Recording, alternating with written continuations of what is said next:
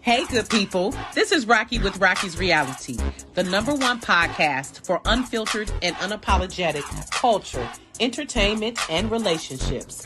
Tap in live Thursdays, 7 to 8 p.m. Eastern Standard Time, as I chat with some of the dopest artists, celebrities, influencers, entrepreneurs, and more. Make sure to catch us live Thursdays, 7 to 8 p.m. Eastern Standard Time on Facebook, YouTube, and Roku. See you soon.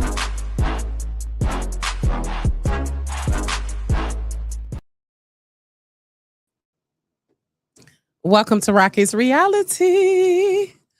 Welcome, everyone. Happy Thursday, almost Friday, y'all. I am excited to be back again, once again. I appreciate everyone who keeps tapping in. Thank you, Joe. Thank you, Joe. Listen, Joe be getting me together. I appreciate you, Joe. My fellow D-boy. Thank you, Joy. Listen, people do not understand. And actually, my guest tonight she's going to understand how when technical issues happen, you just got to keep it moving. You got to keep it moving. So, and that's what we do here. So again, welcome to Rocky's Reality. And so just going to hop right into it. This has been one hot summer, y'all. Shit has been going crazy, but we keep it rolling. So I wanted to first talk about an event that is coming up on this Saturday it starts at 10:30 a.m. If you can bring that up, Joe, it is the Talk It Out, Walk It Out Black Women's Month Health Celebration March. This is going to be hosted by our WDIV Local 4, Channel 4, Click on Detroit, Live in the D host, Tatia Mayer. And shout out to the founder of this organization. Is called Remembering Sheriffs. And her name is Monica Scholar Anderson.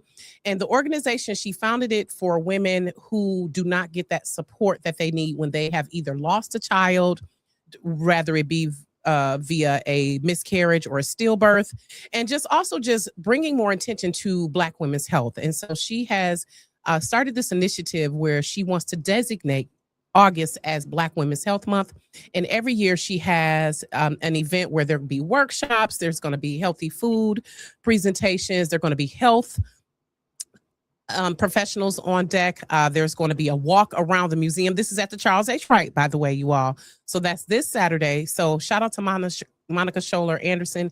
You all hopefully have seen her on, I believe it was Channel 4 and 62 discussing this. And as we know, I don't want to get into the statistics, but as we know, there's a huge disparity with Black women's health as far as maternal health and just our health overall. And especially under this administration, we have to be more proactive with supporting organizations such as this. So you all can go to rememberingsheriffs.org for more information. And here's the flyer.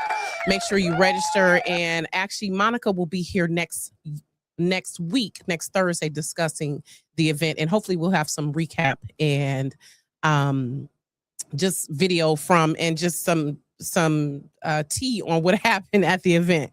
So let me get into it. Switching over, I really appreciate my guest who made time, because I know she's got 11 plus one things to do. But you know how we do as Detroit girls, we make it happen no matter what we have to do, okay? No matter who we are, where we are. So I want to, without further ado, I want to welcome to the stage author, multi-award-winning, because she's Emmy Award-winning, but she's also won NAACP awards. She was also named as the NABJ Journalist of the Year at one point. Sports writer, podcaster, D-girl, journalist, author, all of those things. Welcome to the stage, Jemele Hill. Welcome, Jemele. Thank you. I appreciate being here. Love the applause. Let's go. Okay, that's why I love Joe. Listen, Joe is a fire sign like us. So okay. I'm an Aries, and I think you a Sagittarius. I am. Yep. So, and Joe is a Leo. So he understands we need all the things. We need, as a fire sign, we deserve it. So Jemele, thank you for tapping in. I really appreciate you. And let me just give you your flowers. People know that's how I do. I want to appreciate those while they are here, while they can still smell their flowers. And I just want to give you the utmost kudos and respect as a trailblazer, pretty much, in journalism, not as just as a woman, but as a Black woman. So. Well, thank you. That's very kind of you to say. I definitely stand on the shoulders of some people myself. So in a way, it feels very strange for people to refer to me as a trailblazer because there are still a lot of women that I will always look up to, and a lot of people in general I will always look up to in this business. So that was very gracious and kind of you to say. Absolutely. I mean, look, come on now. ESPN Sports Center, even my husband, who is, and I'm gonna be honest with you, I only watch sports because he watches it. And he's my sports translator, by the way, because I don't know what the hell be going on. I just know I root for my team. You know what I'm saying? I just be like, look, whoever, if it's the Pistons, if it's the Red Wings, if it's, whomever, I'm rooting for them. It's the Lions, even when they raggedy as hell, I'm rooting for them. So I always, I always see, especially in media, we know we are in white male dominated spaces, right? And so when we can make a way for ourselves, I always commend that. As far as you and other women, as far as, oh my God, I'm drawing a blank. Her name is Pam Oliver. Pam Oliver, yep. Women like her, Robin Roberts, women like those are, like you said, the women whose shoulders we stood on. And I have to say, I'm sure some youth are standing on your shoulders, because for you to have did what you did with Sports Center with Michael Smith, his and hers, to have all these different roles that you've taken on and to just pivot so well. Again, I just applaud you for that. So I think a lot of times we're so caught in doing what we're doing, we don't realize how awesome we are and what we've achieved. So again, I want you to take a moment to just enjoy the journey. Oh, well, thank you. I don't do that nearly as often as I probably should. I'm sure. So let's get into it. As I was reading Uphill, baby, let me tell you, I said, oh shit. God damn. I said a few shit, goddamn. Oh shit. I was reading it like, ooh. Now I'm an East Sider, okay? But I identified with so much of what you said, as far as, because I'm 49. So we around the same age range. A lot of George's, I agree, is the best Coney Island in Detroit. Ain't no grilled chicken sandwich salad like it. Okay. So many memories. And also, like you, I grew up in the crack era, right? Had family members who struggled with substance abuse, had a grandma who held it down no matter what. Like, so much I identify with in your memoir. And I know for you that could not have been an easy journey. As I was reading, I was like, damn, I know she was going through it. Like, I'm sure you had to research and you had to interview family members, but what was that like going through that process of creating Uphill? Well, it was the book that I really honestly didn't want to write. And I say that because when my agent first told me about it, I thought, why would I write a book about myself? Like, I always dreamed about being an author, but I never dreamt about writing about myself. That was not part of what the plan was supposed to be. I wanted to write fiction, and I still do want to write fiction, and I still will write fiction. But that's how I assumed that my writing, this part of my writing career would start.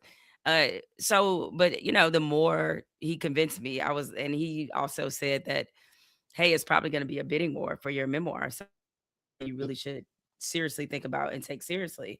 And I was like, all right, I'll do it. So I knew that if I wanted to do a memoir, that the only way to do it was to do it as transparently as possible. And I wanted people to understand why I have the perspective and the disposition that I have, where that comes from.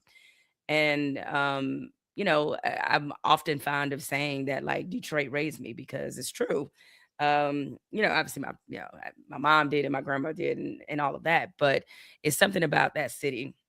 And when you come from a city like Detroit, that you just built different. You just built a little bit different. And that's a good thing, I think, because we have a resiliency, a grit, a toughness about us that is very different. I'm not trying to throw shade at other cities. I know everybody has a little something that they get from their own city, but to be from Detroit is really special, and so it's also, you knew this since we're around the same age. Like, growing up, the only time Detroit was ever on the national news was Devil's Night and when the murder rate came out. And that was literally it. And it's like, or the anniversary of the 1967 other riots. Yep. Other riots. Yeah. One of those 3 times. Other than that, and maybe here and there, if they wanted to acknowledge Motown, maybe here and there it might be that. But other than that, it was usually for something bad.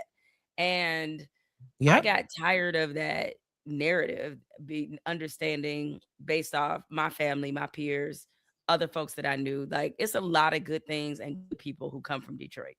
And Uh-huh. I always wanted to represent that, whether I was at ESPN, whether I was anywhere that I was. And I wanted this book to represent that. Yeah, we all have a journey, but what matters is what you do with that journey and where you go with that journey. And so, as they often say, don't nobody put on for Detroit like people from Detroit. And so I wanted to embody that and carry that and really, really give people a very transparent, raw, and vulnerable look at my life, Yeah. and that I didn't just pop up at ESPN by accident, and that there was a lot that went into it for me to get to some place like that, and so I just wanted to share that with people.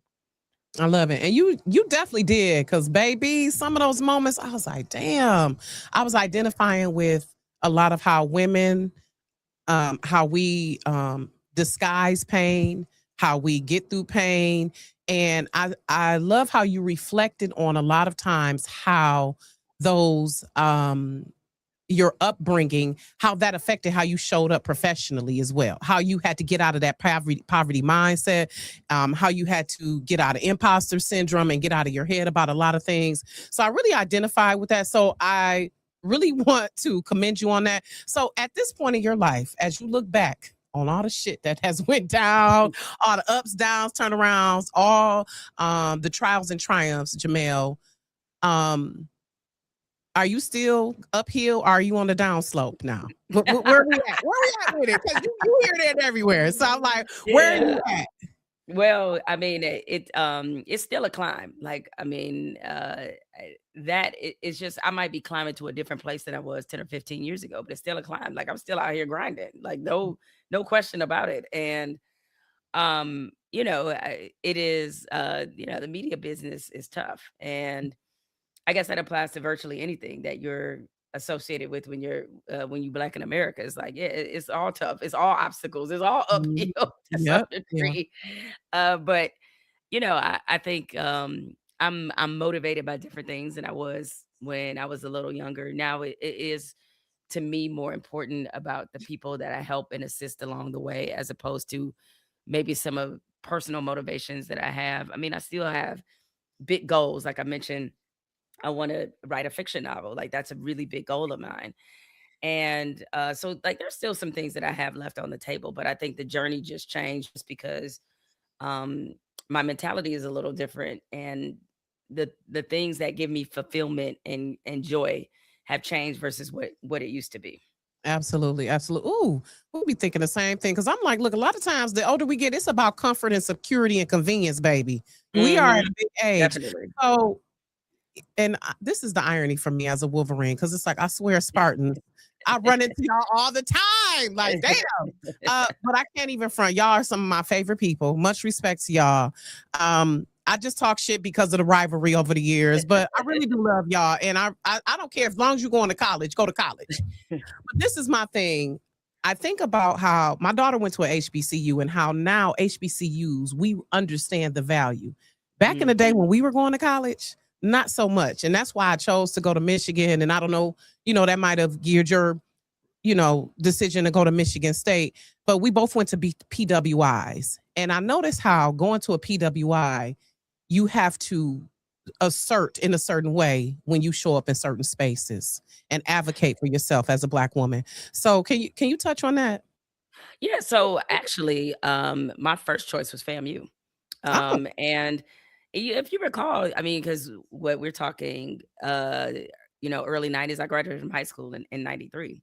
And that what was big then, as you know, was the Cosby Show and A Different World. Mhm. Yeah. And A Different World got a lot of us who weren't previously thinking about HBCUs. I certainly weren't. And Right. I certainly wasn't until A Different Yep, World that's popped true. up. Yeah, and then as a fashion statement, remember we was out here wearing all the Black Yes, college gear, yes. The little we had joggers, the yes, baby. jogging suits, yep, the With the, sweatshirts, like the emblem, the African emblem with hanging the around our emperor. neck, baby. Listen. So that really piqued my curiosity, Yeah. and I got a scholarship. I had a scholarship where the way it worked is if I went out of state, it would be a smaller percentage of money I would have received as if I stayed in state. If I stayed in state, Mhm. it would have been all my Yeah. tuition and fees all would have been fully paid for. Out of state, only a certain percentage. Mhm. But even, with getting financial aid, I could have gone to FAMU. But unfortunately, and this I tell this to my friends who have kids, and I said, listen, the worst thing you could do is put your own fears and insecurities on your children. That's the worst thing you could do. Mm. My mom, Come on, somebody. Yep. yeah, my mother at that point, my mother's a college graduate now. Like she has her master's and everything, but she had never been to college. And even though my grandmother had been to college, she went to Wayne State. And the thing is, my mother, she didn't want me to go that far. She was Yeah. like, "You don't know, it's Florida, it's too far, blah blah blah blah blah." And because she had lived out of state before, briefly right out of high school, and she wound up coming back. Yeah. And she lived a little bit in Texas for like a year or two or whatever. But that was it. For most of her life, she had lived in Detroit. And so the Mhm. idea of her baby going off to Her FAMU only was baby. Yep. yes, I'm her Sure. only child. And the Yep, for idea of her sure. going off to FAMU was scary. So she was, the thing is, because my mother wasn't paying for any of my college, because between financial aid and my scholarship, like I could have really ignored her and gone, because I'm like, I could have ignored her and just Mhm. did it. But her saying that, it gave me anxiety about it. And so Yeah. I started looking. So the four schools I applied to was FAMU, Clark, Michigan, and Michigan State. And I got in all of them. Right. Well, Clark, I think, you know what? I filled out the application. I'm not sure if I sent it though. But Mm. because I was like, well, Atlanta's a little closer, but I think because of the whole FAMU conversation didn't go well, that I was like a Yeah. little hesitant about it. But and I do love to tell Michigan grads that I was like, oh, I could have gone to Michigan. I got in. I just chose to go to Michigan State. And a big reason I chose to go to Michigan State was because they had a journalism program, and Michigan, Mhm. and that was very highly regarded, that was Yeah. accredited. They also had a college newspaper, the State News, that was considered the best in the country. So that I purely went there really just to pursue journalism. But I think you're right, is that when you go to a PWI, and I certainly do not subscribe to the belief that some people have, that if you go to a HBCU because you're dealing with, it's pretty much obviously all Black students, Black professors, majority, that that's not the real world. I don't buy into that. But I No, do yeah. think when you go to a PWI, that you really get a education, and not only how to just stick up for yourself and advocate for yourself, Mhm. but I think you see dynamics of racism that are real interesting, where you are Ooh, like, child, yeah, I mean, baby. the first time I got called the N-word, other than affectionately, was at college, right? It's Mhm. like With it was no cool. shame. It Right. was And it her was like, name. oh, that's what we doing. Yeah, and they real And comfortable with it. They real it was comfortable with it. very, very The comfortable. roommate And I had in that converted triple, yeah, like you, I had the a converted converted triple. triple. Yeah, yeah, yeah, yeah. It was supposed to be a double, but yeah, yep, Yeah.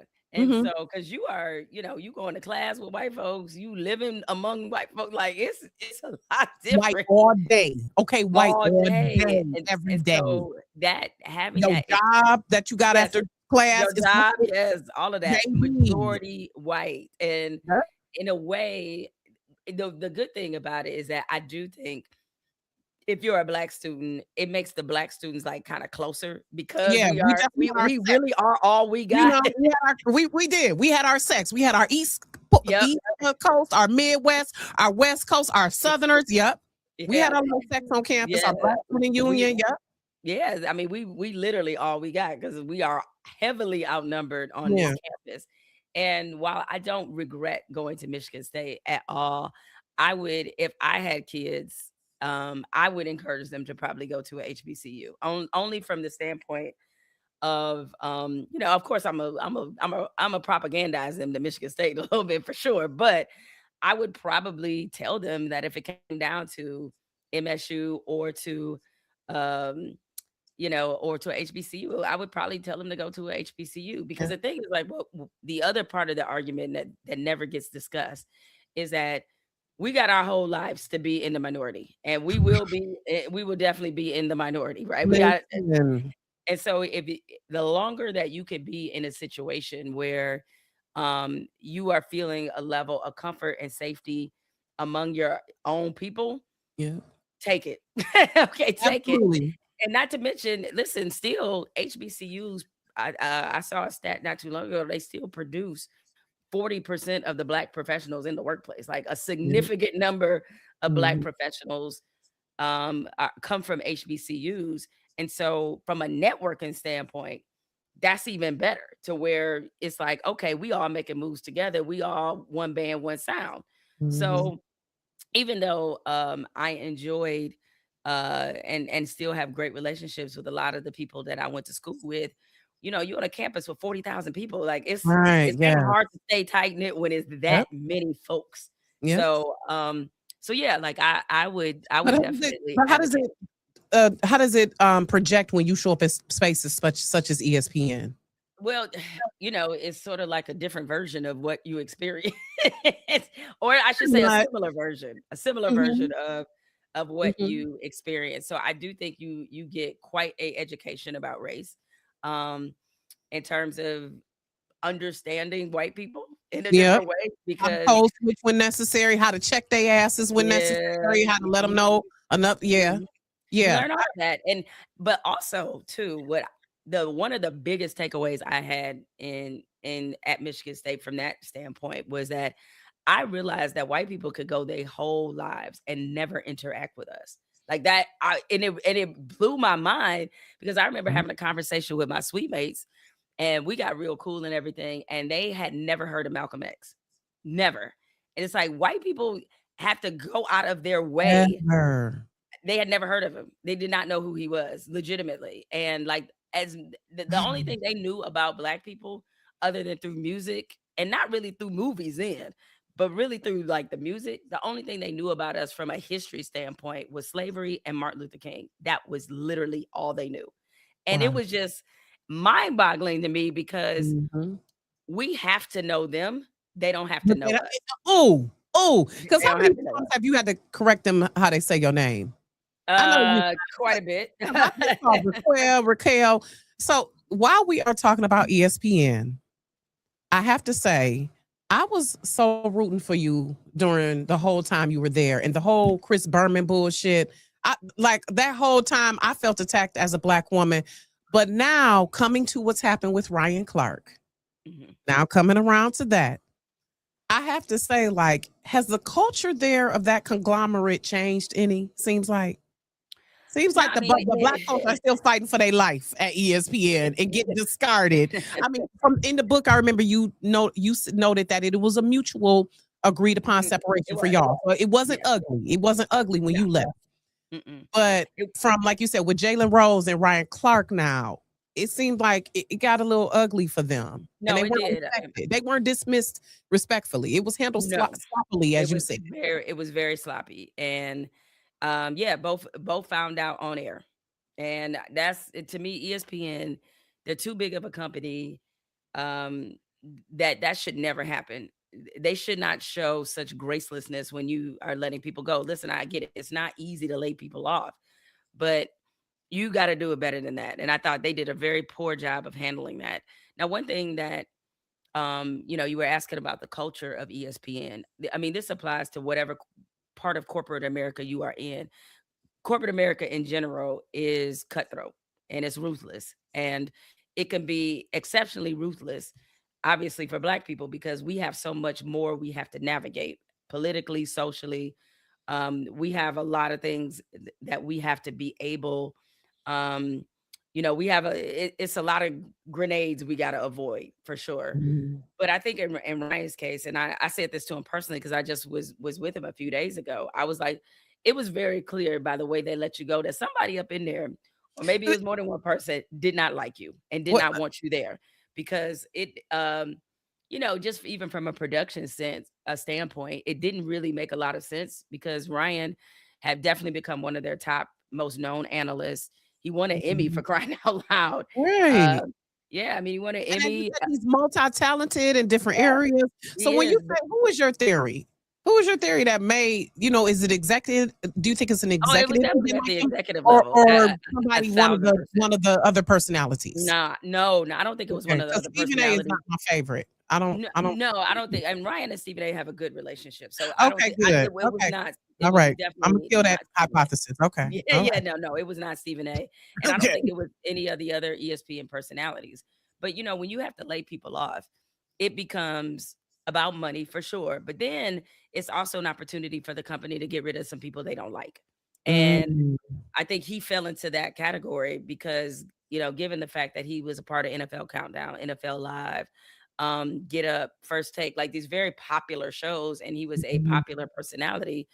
The thing about ESPN, you can get on their bad side if you create in their mind what is the wrong kinds of headlines. mm, And when Ryan criticized the Louisiana police because of how they dealt and handled the Kyron Lacey situation, Kyron Lacey, former, he's a LSU, he was an LSU football player. Ryan went to LSU as well. He knew the kid personally. He unfortunately died by suicide, and it was it seemed to be because the police were trying to blame him for this accident, mm, and he was coming out for the NFL draft, and it was going to greatly impact. It was an accident in which unfortunately a older man was killed, and so as the evidence started to come out, I think there was a lot of questions about how the police were handling it, and Ryan addressed those questions, yeah. and so he went on air with them. And there's when you come after the police, there's probably going Mhm, to be a consequence mm, for it. treading on And thin so, ice. right, and Mhm, you know they ESPN don't is, like it. Mhm. they You don't. was getting So too it's like black. Getting too you was yeah, I getting mean, it's too yeah. just Mhm. one of those types of headlines that ESPN, I'm sure, did not love.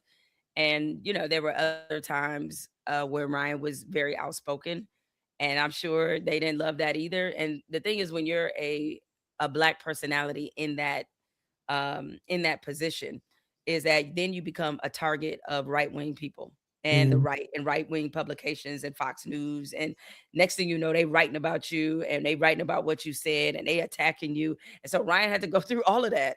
And those are ESPN was thrust into a culture war they didn't want any part of. Not with Ryan. It started before Ryan, right? And mhm, so I think the company in some ways they've tried to overcorrect by trying mm, to ingratiate themselves with certain types of groups to prove, no, y'all are still important to us. And I'm like, mm, to me, it seems kind of obvious. Like what they're doing is like, yeah, it's important to them in some respects to prioritize young white men. It yeah, is. So absolutely, yeah, if you mm, get on the bad mm, side of a group that they want to prioritize, then you're gonna be mhm, vulnerable when it's conversations about layoffs. And the thing mhm, is, when I left ESPN, when I did, I was just in my first year of a 4-year contract. So I had 3 years to go, right? But part of the reason I wanted to leave, other than the fact that I felt like our relationship had kind of run its course, there were other things I wanted to 'cause you were there do. about 12 years. You Yeah, were there about 12 years 12 years? total, yes. But this Mhm, is my last contract that I had with them. I was on a 4-year contract. okay, And another reason why I left is because I didn't want them to do to me what they did to Ryan. That's why I yeah, left as yeah. well. You like Because yeah, yeah, mhm. if I It's stay hot there, in I here. left when I had leverage. You check the temperature of the room. Yep. Correct. I was like, I Mm, left when I had leverage. If I stay there any longer, I'm just going to allow them to build a case against me, in which eventually, if there's a layoff conversation, and then plus, I just didn't think. I was like, there's no way these people gonna give me another contract up in here. Like, I just didn't think yeah, that was gonna after that happen. Trump shit, they was hot as Yeah, Swiss grease. exactly. So I was Yeah, like, they're not gonna yeah. give me another contract. So what I'm just gonna prolong it, slow rock Right, it for right. 3 years? And I No love how way. you were like, "I'm not about to bend." I love that Nope. theme throughout your book, how you was like, I'm sticking to my guns." And I love how at times you were introspective about how you had fucked up. You were like, "You know what? I made a mistake here." So that was good Mhm. that you got out. But I wanted to ask about, and my heart was kind of hurting when I was watching you on Politics the other day when you were saying you needed a whole therapy session about why this Colin Kaepernick Yeah, documentary has not seen the light of day, directed yeah, by Spike Lee. Goddamn, I know it's great. it is. Can you talk about what that experience? And we know it's a lot of red tape. And as someone who's been in media myself over 10 years, I get it. I get it. All you saying, like, the thing you said about people saying start your own network, please, people do not understand how much, like you said, money it takes to do that. But what from that experience, not you were the executive producer on that. What from that experience did you learn about telling complex stories? Well, first it was very surreal to be in a position where I have to give Spike Lee notes. I was like, "What?"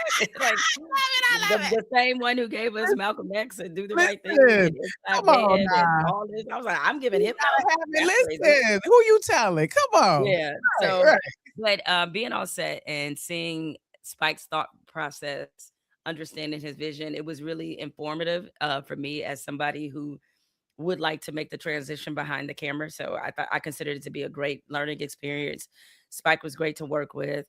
Colin, Colin was he's incredible. I mean, he's one of the most principled people I've ever met in my life. Mm. And the only reason I won't share more about why this doc has not seen the light of day is because that's Colin's story to tell. That's not my story. If he Mm. tells a story, I'll come in with my own perspective and say it, and that'll be that, or him or Spike's. That's for them to tell. And I'll chime in after that. But I want to give them the courtesy of telling their own story about the documentary. But you know, um, I, I know there was this whole conversation because of Jay-Z about what Colin is and isn't allowed to say about the Yeah. NFL. He can say whatever he wants to about the Yeah. NFL. And trust me, he did in this documentary. All right. Okay. It's seven parts for a reason. And it ain't because Yeah, you he clarify had a he lot doesn't have to an say. NDA. You clarify he don't have no NDA. He don't have Right. an Yeah, he NDA, can say right? what I was yeah, like, okay. maybe there are terms, and I don't even know, and I'd have to verify this, but I don't even know if it's just purely related to discussing the financial terms. It might be Mm. just that part of it, and that's it. But in terms of he's criticized the NFL since he left, and he's Right. got a book coming out in September. So I'm Mm. sure he will share a lot of his feelings, much like he did in this documentary. But it really is great. And I can only hope that one day I'll get to get a it'll see the light of day. Maybe Yeah. one of Is these that through days. your lodge freeway media, as No, well? so Okay. actually, That's so people can understand, ESPN bought the doc. So oh, yes, it was gonna be a 30 for 30. ESPN right now oh, is in possession of the quit documentary. playing. Yeah. ESPN, quit playing. So Imma just leave it at that. It's like they You know and just what? My know that nerves. the doc has been signed off on by both Spike and Colin, but Mhm. it is in the Okay. possession of ESPN. They were the ones who bought the documentary. Okay. All right. We're gonna put a pin in that and gonna come back Yeah. to that. So you have so many things going on again, Jamel. Lodge Freeway Media's politics. You on there with Abby Phillips, which I know is about to be a Yeah. time. You Yes, and Curry. actually, that's what I'm about to do in Yeah, about an hour. okay, I gotta okay. go over and get glammed up and be So on shout there out to tonight her. I for the love show. her. She's another one who just stands on business. Shout out to Mhm. her. You and Curry on Flagrant and Funny. Am I saying her name right? Curry? Carrie, it's Carrie. Carrie. My Yes. apologies. Mhm. Carrie. Listen, it's a time. I be there with my drink, like, you know what they talking about today? What's the tea today, baby? Well, so I love it. I love you have a good girlfriends talk. Um, but I wanted to specifically talk about with the WNBA, how so much progress has been made, but still the equity. We still they still it's like the salaries are increasing a little bit. We're getting a little bit more viewership. It's like the little engine that's getting there for me. I'm always rooting for the WNBA and salute to Kobe Bryant, who was an advocate for them. And as you brought up Alexis Ohanian, so much progress has been made, but what do you think the gap is? What else needs to happen for the WNBA to get the respect? To get the Well, respect on their name that the NBA does. I tell you what, though, one thing that we should do is like we shouldn't compare the WNBA to where the NBA is right now. What we Mhm. should do, so the WNBA is 30 years old. I encourage everybody to look at where the NBA was after 30 years. Trust me when I tell you, these women are Mm, way ahead, way okay. ahead. Okay. This last collective bargaining agreement was historic because now they are millionaires. Now they're able to actually make a million As they dollars should. in this league as they should. Yeah. And that when I think about when they started in the first season, I believe was 1997. and the WNBA was the first professional beat that I covered. Mhm. And, back then it's like players were sharing hotel rooms and they was really cutting Mhm. corners to try to, but they all, the pioneers of the game, they all were good with it because they wanted them to get to this moment. I just saw the ratings for the WNBA All-Star game. They were up 44% from last year. Yeah, Over 3.5 million people, about 3.5 people watched the game. There were more people who attended the WNBA All-Star game than attended the NBA All-Star game. I And love it. so you see that they have made tremendous progress. And so I just look, the fellas have like, they got like a 50, 60 year head start. Okay. So it's like, for where Yeah. they are in this moment after 30 years, trust me, Mhm. if you would have told Lisa Leslie or Cheryl Swoops or Cynthia Cooper, or any of those who started this league, that in 2026, that the highest paid player in the WNBA would be able to make $1.5 million, $2 million a year, that they would have been like, oh my God, we did it. Right. Like they would have taken that hands down, and that they'd have a media rights deal that's over, I think it's like $300 million, something where like close to that. It's the highest one they've ever, that they've ever had. Or that the fact that they're adding multiple new franchises, including Detroit with the shop I coming love back, it. I right? love it. As they should. So As they as should. yeah. Somebody said it should be called the aftershock. Wait a minute. Media rights deal. Right. Child, you know how we do. We get to talking. Wait a minute. Media rights deal. For the people who don't know, what does that mean exactly in a nutshell? Okay. Right quick. So what that means is that what happens in these deals is that NBC, I think in this case, actually I was so wrong about the number. You know what? It was, I think their media rights deal combined is $3 billion. Okay. And Mm. so I think it's like something, I forgot, it's 11 years, like whatever that breaks down per year. So Okay. Disney, NBC, and Amazon, that they ink the media rights deal with, Mm. meaning that those three networks pay the WNBA to broadcast their games. Yep. Okay. And Got so roughly they're on average, just from the media rights portion, they're making 281 million a it. year. Ooh.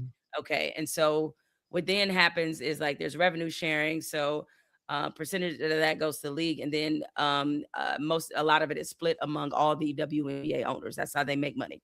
Mm. So yeah, so anytime you hear that, like say the NFL, for example, I think right now they're on like a $13 billion deal with Wow. ESPN. So ESPN is paying the NFL $3 billion a year to broadcast games, and ESPN has the Super Bowl coming up next year. So anyway, that's what when we In a say media nutshell, what rights, a media rights is. Yeah, I that's what love it it. I means. love it. Mhm. So I want to switch a little bit and have some married woman talk. Okay. The bedroom conversations. Listen, so my husband and I have been married 24 years, child. And so I wish you and Ian that and many more. How long has it been now? So now, so we got married in 2019, so we are in year 7. Okay.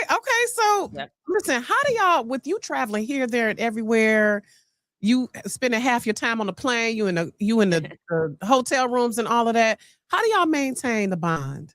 So as does he, because his travel schedule ain't no joke either. So My well, I goodness. mean, communication. I mean, I'm sure you know this as a married woman. Communication is key, and I think when we are together, we're very present together, Mm. and so that also helps. Now, this July, I mean, July, my summer wasn't supposed to be like this. It was supposed to be a little chill summer, but it isn't Mhm. not been at all. So this was a little surprising that I've had to travel as much as I have in the last month and a half. But I think because we have such genuine care and respect and a genuine friendship, which I think is a Mhm. really big important component about marriage, is the Absolutely. friendship. Yeah, it's like Absolutely. Y'all gotta he's be a my family best friend. like homies. Yep. Correct. He is my best friend. I was like, my favorite person to gossip with is definitely my husband. A Listen, thousand they percent. know they be gossiping like us. I don't know why They they be saying they do. be girl, they be gossiping just like us. They just don't want to say Yeah. that.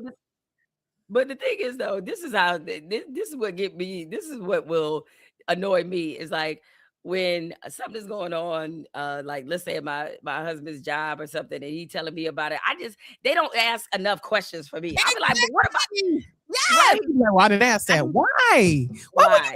Would you, baby? They The see same they don't know thing. how to get the He's tea like, I right. don't They don't know. know how to get the tea yet. I don't like.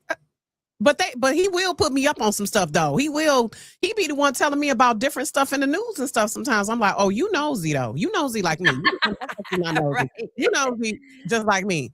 So I wanted to also talk about how the different faces of Jemele with the different hairstyles, baby. Wait a minute, Joe. Let's bring up the video and play like 30 Oh, no, seconds. y'all don't have a video. Oh my God. We got a Oh, video God. where you had to check, folks, and I got pictures too. Oh, So we Lord. have a segment called Main Character, MANE Okay. character, because being from Detroit, we the hair capital, right? Absolutely. People don't know. We the hair capital. So I love how you were checking people. And Joe, let's bring up the video right quick. We're gonna play about 30, 45 seconds of this video.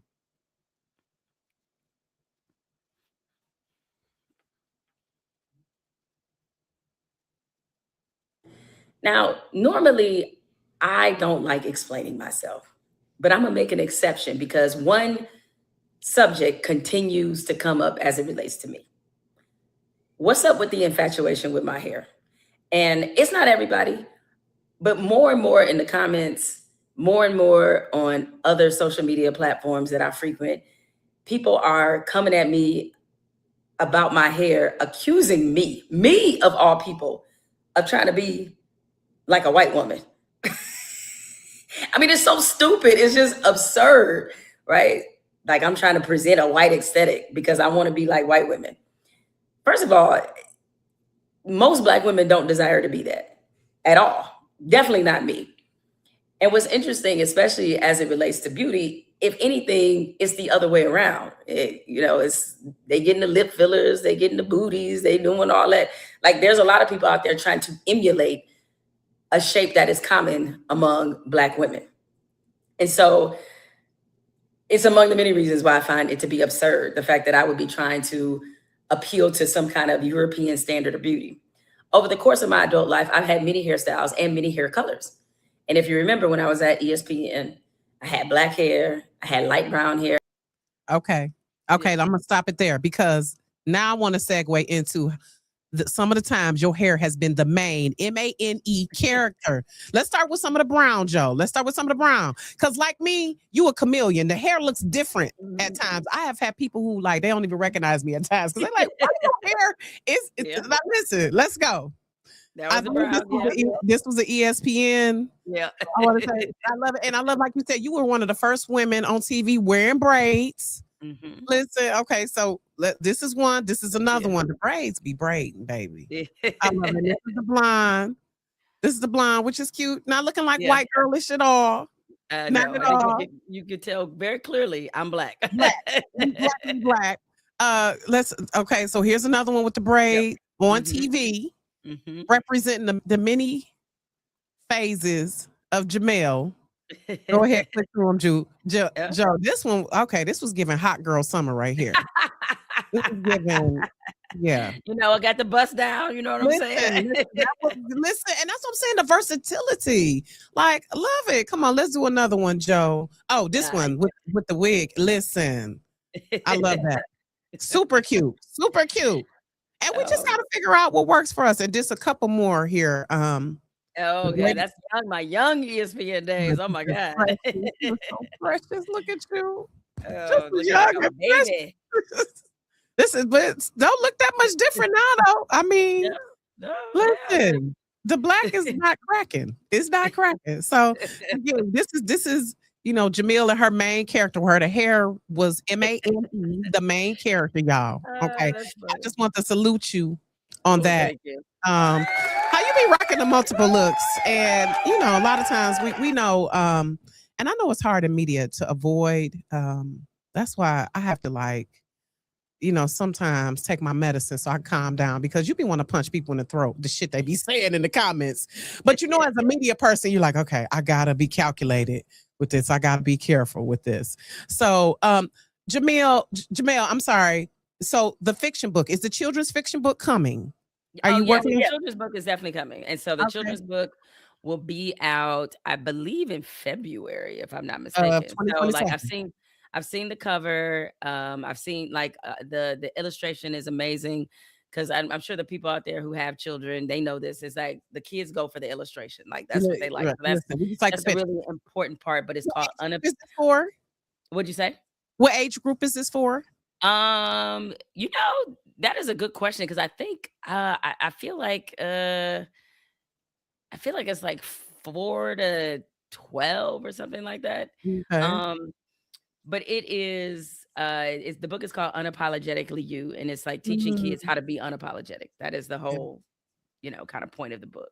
So, but yeah, I never expected to be writing a children's book. It was an idea that I was approached about by a publisher. So, but the fun thing about writing for a children's audience is that you really got to be hopeful when you write. Like Right, right, you and you read my can't memoir. like, you gotta get your jaded adult shit out the You're way. right, exactly, exactly. It's like Yeah, you can't write with the same sense that you have as an adult. Like yeah, this ain't you don't want to uphill. tell them, Mm-mm. yeah, the world is Nope. trash. I don't know how to tell you this, but Right, right, so right, we you gotta can't give 'em tell hope. them that. You Right. can't tell You them can do that. You have to anything, even though people right, gonna fuck with you along the way, but you can do exactly. anything. But you can do Yeah. anything, even though you might have to, as you said, punch somebody in the throat along the way. So yeah, Yeah. that part I enjoyed that, like writing more optimistically, writing about like, hey, you can figure this thing out, and it's good to stand up for yourself and all that kind of stuff. So it was Mhm. cool. I love it. And I'm sure I'm sure a lot of young Black girls look up to you. I'm sure they do. So Yeah, as I they mean, should, I often am approached by young Black girls, and that really gives me so much joy. It's also so humbling because Mhm. there's plenty of women that they could pick to look up to, and the fact that some of them choose me is really an honor. Alright, what would be 2 pieces of advice you would give a young say, "I'm so young, I'm precious, I'm high school Jamel." Jamel, what would the advice be? Well, number one is don't ruin your credit for a free T-shirt. Don't do it. Oh my Do god, not do it. I listen. don't care how many free Ooh, T-shirts Discover ooh, give you. ooh. Don't You do peeking it. in my back door with this one, baby, baby. I mean, I'm saying, Ugh. 'cause I was All them like, oh, tumblers and shit, yes. I mean, my credit score by the time I left college, I was like, I Baby. they wouldn't even let me check out a library book. Okay, trust me. So don't do it. The other piece of advice I would give is you'd be surprised what you accomplish if you just keep going. And I know that seems like very simple advice, but because you're gonna face problems and obstacles and that kind of thing. And a lot of times the people who make it to the other side are people who just had the dedication and the commitment and the resiliency and the resolve to stay in it. And Yep. so because of that, I think that allowed them to really persevere when some people might look at it and be surprised that they did. It's like you be surprised what you accomplish if you just keep going. Keep going, keep going. I love Yeah. So, Jamel, where can people find you? What do you have going on? And then I want to close with rapid fire, some rapid fire Okay. questions for you. But where So can people find you and follow? oh, well, thank you. Well, they can definitely find me on social media. I have a YouTube page, the official Jemele Hill YouTube page called It's Jemele Hill. Spolitics is on there. And of course, they can listen to, as you do, me and Carrie on Flagrant and Funny, which comes out every Monday, Wednesday, and Friday. Also available on YouTube or wherever you get your podcasts across social media. It's the same name, Jemele Hill. So you can find me in any of those places. I love it. I love it. So we don't going to do some quick rapid fire. So Mhm. if you could, would you change the past or choose to see the future? As it related to my own life or just However you want to interpret the okay. question. Because I would of definitely change course, you have your life and others. for sure. I would change the past for Black people 1,000% if I could, because I Baby, think the future and the let present it would be trickle on looking a down. little bit differently if not for some key things that happened to us as a people. I would definitely change that. Baby. Woo. Okay. Yeah. Favorite sport to report on? Um, I'm gonna, you know what? I'm gonna say the WNBA now. And for a while, it was the NBA, but I'm going to say the WNBA. I mean, in addition to the exciting things that are going on there, is that, in what I've always found this with female athletes is that the access to them is a lot easier. And they keep it real, and they have it, like, there's some tremendous personalities in the tremendous Mhm. personalities. And um yeah, I just really, I'm coming off a WNBA All-Star weekend. I got to talk to a lot of the players, and it was just really great to be in community with them and hearing their perspective. And so I'm going to say the W. Okay. Hardest interview. Hardest interview I ever had. It was so bad we had to make fun of it. It was when I was at ESPN doing His and Hers, and we interviewed Manny Pacquiao. Manny Yeah. Pacquiao is a terrible interview, in part because there is a language barrier, and which Yeah. is not his fault, obviously. But like, him a question, and he'll just sit there and do this and just shake his head, and you're like, you could talk. Like, I want you to say something.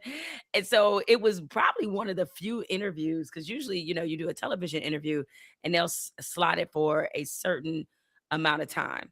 And they'll say, like, okay, you got 5 minute segment with Manny Pacquiao. Mhm. When I tell you we ejected from that segment after like a minute and a half, it was like, yo, we're like, yeah, Manny, thanks. Appreciate you joining us. And we must have laughed about that interview for like another 'Cause it 4 was minutes. hard. Manny Because needed some media training, huh? Manny It was needed some hard. media You know training. what? The athletes, I think that needs to be a requirement in some of their contracts, because sometimes when I look at some of these, when I watch some of the press conferences, you can tell like the media training is so. I'm like, oh my god, boo, this is so horrible to watch. And I know they got to do it, but sometimes it be so hard watching them because they don't Yeah. can't put the words to Well, what. some of Yeah. it too is that, like, realize every teams and leagues, they do media training. Like, they give them media training. So Okay. the problem is, well, it's a few things. One, every athlete is not comfortable speaking publicly, Yeah. and I think that's kind of a thing. And the other part is, just because you tell them don't mean they're gonna listen. Right. Yeah. So, This is true. This is true. Okay. yeah. So dream interview that you still would like, the person you still like to interview. Um, I would probably say Oprah Winfrey. Yeah, it'd probably be Oprah. Mm. I had to go back and forth between her and maybe Michelle Obama, but But you done I been think, to the White House. yeah, I was like, I've met Michelle Obama. I've I'm never interviewed interviewed. Yeah. her, which is a little Ooh. different. And Oprah appeared on her podcast not too long ago. But because of one, every interview we watch at Oprah be dropping gems, like real jewelry. She Yeah. dropped it, right? And given her career and the way she bet on herself, I would just love to pick her brain and to, like, just Yes. understand her process. And because what she did in media, I mean, it changed history. And Absolutely. there's a lot of, Black women maybe of my age and others who really look up to her because of, I mean, like, these kids will never understand how important the Oprah Winfrey Show was. Will never understand. Baby. I mean, Baby. Okay. listen, it's What like, were her favorite things? Okay. oh my If God, like you know the when she Oprah started Winfrey on Show. radio and TV. Yep. The Listen, TV. we could definitely. Okay. Yes, like We can agree. Oprah changed the game. The game. Not even just for women, just for media, period. Just for For media, entertainment, period. just Yep. for TV, Mhm. all of Yep. that. Culture, just everything. Favorite place to visit when you come home to Detroit? Now, it's gonna involve some food, right? So it's like, Listen, let's go. it's gonna involve She's some food. giving that man every time she come home, she can't wait to get to the Coney. She can't wait to get to I Olga's Kitchen. mean, It ain't everywhere, okay? it's different every time. Like, last time I was home, I really wanted a corned beef sandwich. And so Mm. I was like, because You I go to hadn't had Lou's one. Deli? Ooh, So I your bread almost went back. to lose, but I was like, you know what? I'm gonna go to Motown Deli because it was a little Huh, closer to where I was. And Motown okay. Deli, On the east side? listen, to me, that's Lou's direct competition Okay. is Motown. Like, Is that the place on Motown the east Deli side? is that, It's on yeah, it's on it's east on side? Gratiot. Yep, it Yes, is. Gratiot, Mount Mhm. Elliott, baby. Yep. East Yep. side. Yo, yes, the East Sider, you know. Uh-huh. I love it. I love it. Okay. So last question.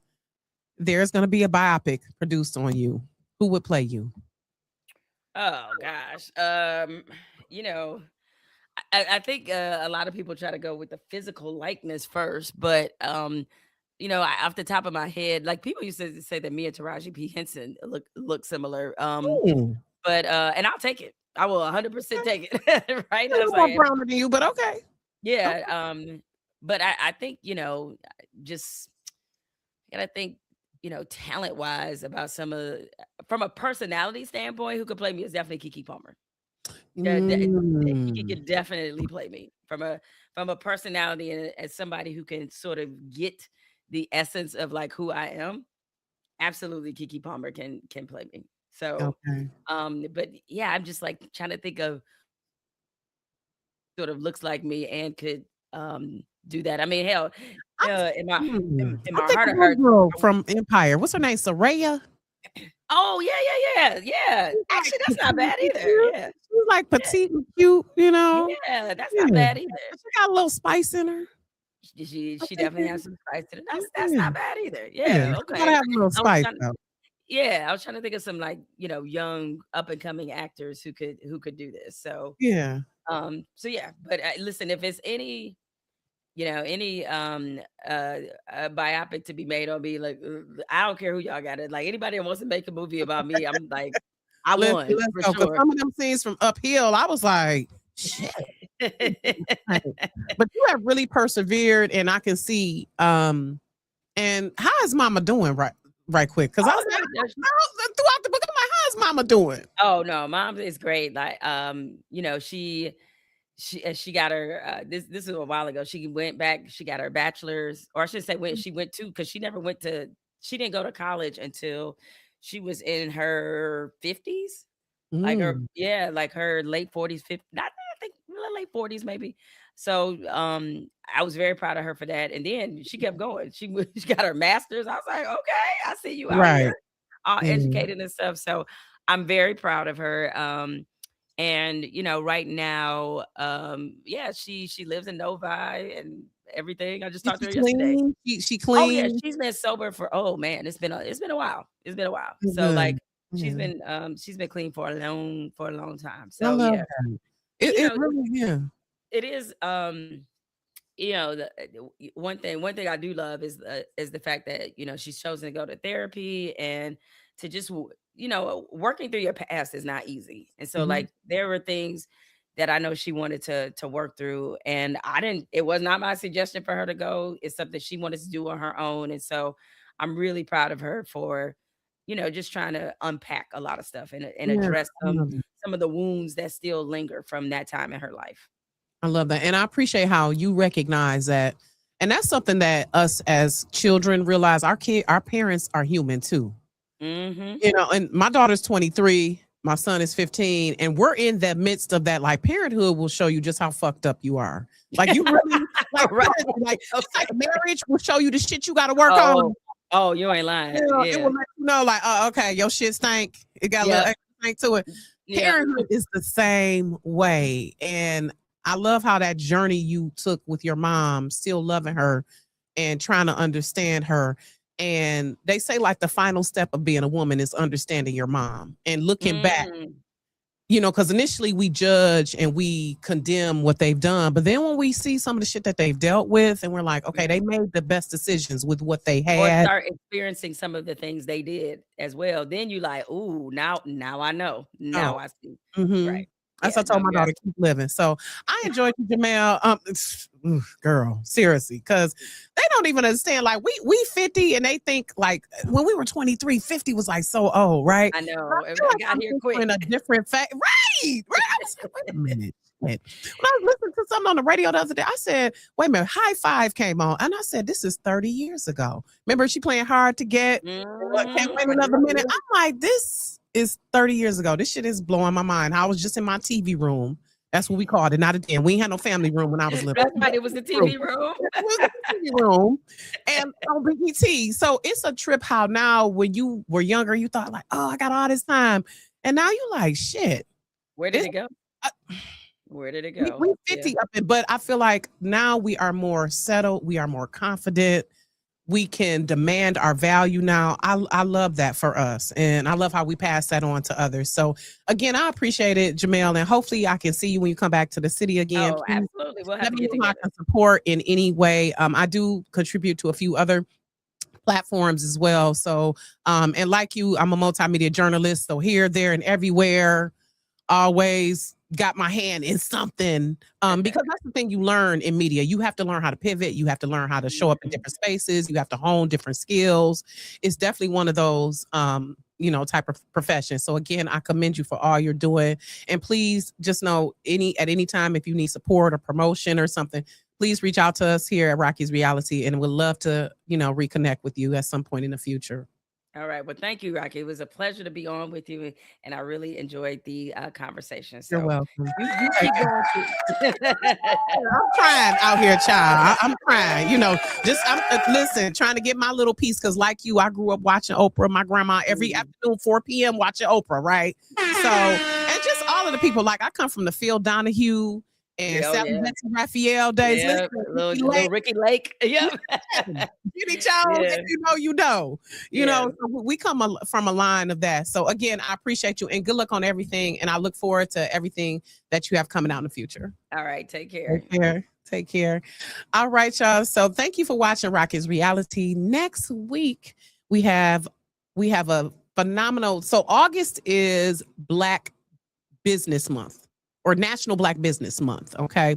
And so in August, we are going to feature some dynamic business owners, and we'll start with Sean Bumpers of Pink Poodle Bridal. You all may have seen her here in the city, but also nationwide as well. She's available for those who want to order bridal gowns. So she'll be here talking about her journey. And then we also have Monica Scholler Anderson of Remembering Shrubs.